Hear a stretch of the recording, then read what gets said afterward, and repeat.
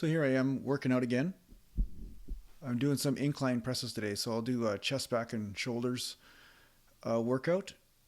I don't know why I'm doing this. I must be doing legs at some other time. So I'm basically just doing the chest, back, shoulders. Sometimes I'll do this if I play hockey the night before or something too, just to give my legs a rest or a break. But as you notice, I'm doing the dumbbells nice and slow. I'm performing the reps, the eccentric portion of the rep and the concentric, so the up and the down, nice and slow, just to get an idea of what's tight, what isn't, and sometimes I'll rotate the dumbbells like so, just to loosen up the joints in the elbows and to get the bicep and the tricep all in alignment as well. Don't do this with heavy weight because obviously it's a warm up for a reason.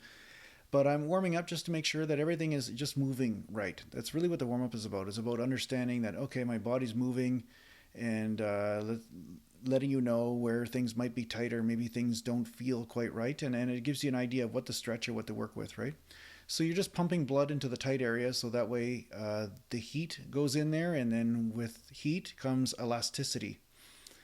So blood flow is a good thing. Blood flow assists the muscles in understanding what they're supposed to do and deliver nutrients and whatever else is needed. But the truth is that it helps you keep from being brittle when you're working out. So I usually do a few sets depending on how I feel. Sometimes it'll be lots of sets depending if I feel really tight or broken that day. So it's about that paying attention thing. And then from there, I'll start to do a massage technique like so. Sometimes I will massage a tight area and start to move the joint through the range of motion. And that seems to alleviate any tightness that is not necessarily in alignment with proper motion of the joint. So you can call it like tuning, or, like a duck grooms its feathers. It's almost like the same thing. You have strands of tissue in the muscle, and sometimes grooming assists you with finding the proper range of motion. And once again, muscles are the first line of defense to protecting the joint from injury. So it's important to make sure the muscles are doing their job. So here I am just doing incline presses with 105s. And I'm getting around 20 reps or so with that. And I'm not going all the way down, because if I go all the way down, what I do is I stretch the front delt. And if I go a little further, I'm stretching actually the joint capsule of the shoulder itself. And that's not really giving me any extra benefit, except for it's just adding injuries and perhaps a hiatus from training for a while if I hurt something. So training first and foremost is about working the muscle and about avoiding injury. Injuries will sidetrack your progress a lot more than maybe not lifting the optimum weight that day. I mean, so many people are worried about, I want extreme form, I want ass to the grass type squat, or I want my shoulders to be totally stretched behind my back when I'm doing a dumbbell press to get the extra benefit. But the reality is, if you do that, perhaps your body's made to stretch that way for a period of time. And if you're finding that you feel okay doing that, then go ahead. But most of the time, if this is not the right range of motion for you, you'll start to feel sore in the joints themselves when you leave the gym, maybe in the next few days. And it usually takes 2 or 3 days maybe to really get soreness to start to inflame up the joints. You'll start to notice that the injuries start to inflame up. It usually takes a few days because the joints don't have as much circulation as the muscle. So there's almost a delay process in when you notice that you have an injury. So it's important for you to notice this and to watch. So if your range of motion is too extreme, 2 to 3 days later, you will notice joint pain in that area. And sometimes it's immediate if it's an injury, but like I said, this could be a way that you can measure whether a range of motion is right for you. So here I'm just doing the dumbbell rows, one-arm dumbbell rows, and you notice that my forearm is perpendicular to the floor. And this ensures that my back is being used to row the weight and not my bicep. So this is something that's lost on a lot of kids that are in the gym. They assume that if they just pull the weight, somehow the back comes into the movement, and that's not the way it works. It's about pulling the shoulder blades together and about pulling the elbow up, almost like there's a string attached to the elbow, like you're a puppet. And you'll notice that you'll get a nice burn in the back there, a nice pump. So so with dumbbell rows, also there's not a lot of twisting. You see, you'll watch some people do dumbbell rows, and it's like they have a hacksaw in their hand and they're trying to saw a tree branch off or something. And once again, that'll bring in a lot of arms and a lot of the rotators in the spine, but it's not going to bring in the lats. And the primary reason why most people are doing dumbbell rows is to increase the muscle mass of the back, and most of that muscle mass is in your lats and in traps and rhomboids and things. So Yeah, so staying as square as you can to the floor while you pull the weight is important. Drop it low, drop it low, drop it low, drop it low to the floor. So I've done about 3 sets of the dumbbell rows and about 3 sets of the incline.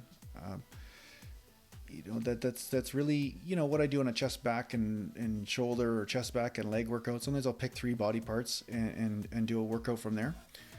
I think I did an extra set too because my exposure setting was off on the camera, so I couldn't show you quite as many exercises. Although this is probably getting pretty boring by now. But what I'm doing is I'm just basically showing you, that the process of me going through a workout, and you can start to get an understanding of how I put this stuff together, or why I move the way I move, and why I'm doing what I'm doing. Ultimately, you have to find your own way to train, and the only way you'll find your own way is to pay attention to what's going on in your body. And there are a lot of people on the internet and through YouTube and things that are they're almost like exercise fanaticists. They're like fanatical about an exercise having to be done a certain way, all things having to be lifted in this way or that way, and this scientific reason or that scientific reason why it's stupid to do it another way. I mean, there's a long list of people, slandering, different training techniques, even though the person performing the training technique is very accomplished in what they do. And you can tell just by their muscular development and from their strength and all this sort of thing that their technique clearly does work. But there are people out there that just because it doesn't suit their way of training, that they seem like it's almost like an insult to them somehow. So they take it personally when a technique works for someone else, but it doesn't work for them. So this is really not the way to learn how to train. This is not really looking at this as a scientific process. You have to look at this as your own self-discovery, your own discovery about what works and what doesn't for you. And there's no comparing to other people in that process. It's more about you constantly learning to listen and to be one with your own system. So as you notice here, I took my shirt off and just, it was a warm day. That's the benefit of working out at home in the garage.